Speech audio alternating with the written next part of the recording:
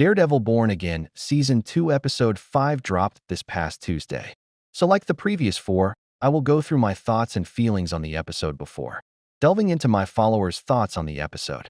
So this episode was a mix of current day and flashbacks, which I thought was the right call rather than a full flashback episode. A surprise for me was seeing Vanessa surviving the glass to the head. I fully thought she was killed in the previous episode. While she's in hospital, we see the flashbacks sprinkled throughout the episode. And for me, the flashbacks were well done. My favorite of the flashbacks were Foggy. It was great seeing Foggy again, and it warmed my heart to see his scenes.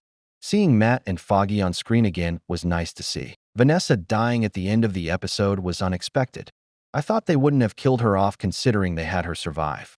Seeing how distraught Wilson was after seeing his love die for the second time. I say second because she pretty much died last episode. Kingpin is gonna go ballistic in these last couple episodes. I liked Dex and Matt in this episode. But my only gripe was that surely there would be more blood from Dex considering how long he was on the move. But there was only one spot of blood. But I thought there would be a trail at least. Also, I wish we didn't see this scene in the trailer for the episode, because this built up expectations. Like I said in a previous episode of this series, my reviews will be shorter so I can delve deeper into the comments. So we will be starting out with Raul is first up, who says, "I hate feeling pity for this man." I agree. But what a performance it was. Even after all that he has done throughout the original show and now Born Again, we still feel sorry for him. I feel the same way as Raul here. Cape is next up, who says Fisk will eat Bullseye now. Fisk is going to go all out to find Dex in these last few episodes, and this won't end well for one of them. Ogo is next. I cried when I heard Foggy's voice. I'm glad that Foggy was the reason Matt saved Dex. That's the only way I could have accepted it. Matt knew Foggy wouldn't want Matt to let Dex die. I love the way they incorporated Foggy being the main reason that Matt saved Dex. This was well done and was something I loved in this. After this, I feel like Foggy is fully gone and won't return, which sucks as I miss the dynamic between Foggy and Matt. Up next is Francis, who says, Matt having a foot fetish was not on my bingo card. You and me both. It was quite an unexpected moment.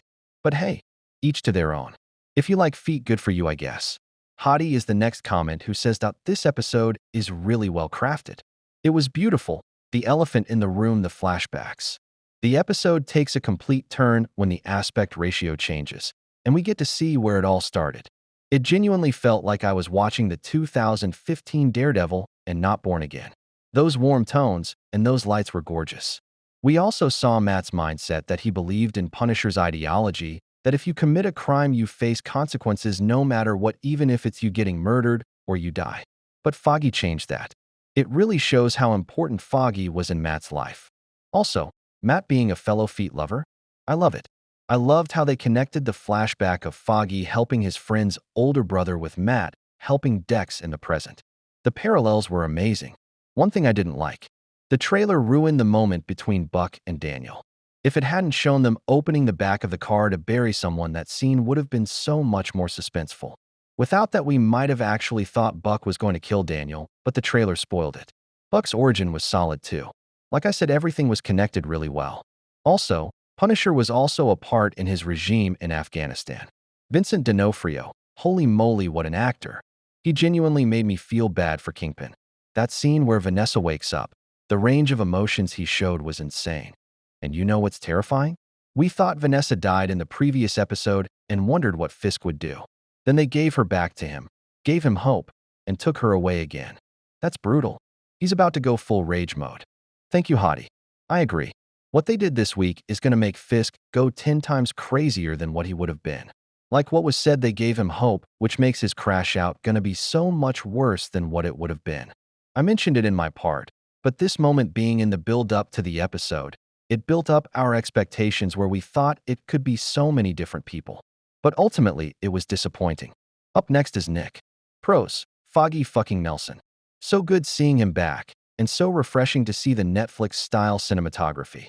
Also, dialogue really felt very Netflix. It actually felt like I was watching an episode from the period. Even Matt sounded more like how we remember, like OG Matt. Amazing work there. Was really cool to see Wesley back too. The idea of mercy and everything was amazing. Cons, retcons. Never been a fan of when shows go back to old moments and plant little retcons. This being Vanessa expecting a Fisk-type character to like the wall. Why would she make that assumption of the type of person to like that painting? Seems strange. Not a fan of Buck just always being around and literally never being mentioned ever.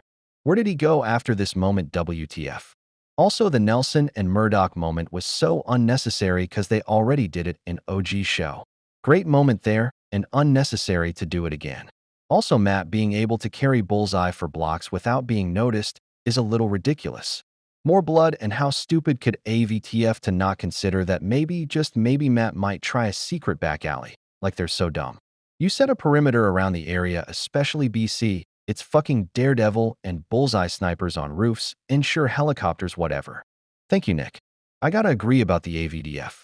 Surely the mayor of New York's wife being almost killed, and they wouldn't make it a priority to go after Bullseye and Matt. I kinda like the idea that Buck has been around since the early days of the show. But it begs the question, why was he absent for so long, especially after Wesley was killed? Since they seemed friendly with each other. Ether is up, now who says? It was emotionally draining. The flashbacks of Foggy and some of the locations in it made me miss Foggy so much. Also felt bad for Fisk, though I really hate him. Thank you. For me, I kind of feel like this could have been a teaser to see how fans react to Foggy again. Even though I don't think he will return, but I think it could be to see how the audience responds to seeing him back. I agree with feeling bad for Fisk. We shouldn't after what he's done throughout the show. But this just shows the level of actor that Vincent is. Adrian is our last comment. Just want to say thank you for all the comments. But Adrian said, thought it was brilliant. The flashbacks were so fun, and then the flash forwards to Kingpin's struggles with Vanessa. And Daredevil helping Bullseye. The parallels across this episode were superb. I agree. Seeing both storylines throughout this episode were great, and the flashbacks being sprinkled in were well placed and well done. There is the comments we received for this episode. Hope you all enjoyed both the episode and this video. Hope you all have a great rest of your day or night and stay safe. Drop a like and subscribe.